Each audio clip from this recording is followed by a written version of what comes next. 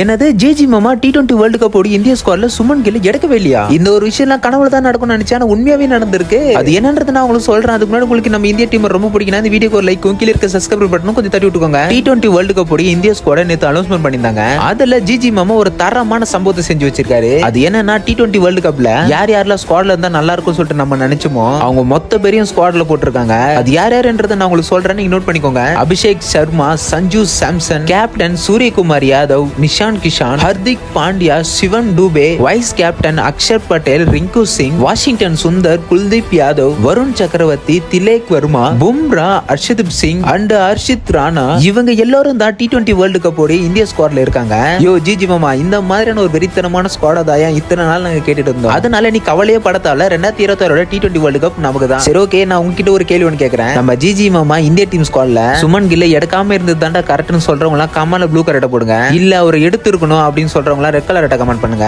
எனக்கு தெரிஞ்சு எந்த ஹாட் கலர் அதிகமா வரும்னு எனக்கு தெரியும். உங்களுக்கும் தெரியணுமா? கீழே இருக்க கமெண்ட் செக்ஷன் ஓபன் பண்ணி பாருங்க.